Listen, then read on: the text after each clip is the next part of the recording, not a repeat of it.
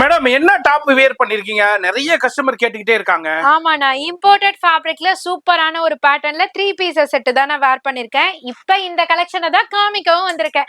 Colours பார்க்கலாமா மக்களே? இங்க பாருங்க, அழகான ஒரு பேஸ்டல் சார்ட்ஸ் மாதிரி சூப்பரா கலர் சார்ட் கொண்டு வந்திருக்கோம். ஜஸ்ட் 850 மட்டும்தான்.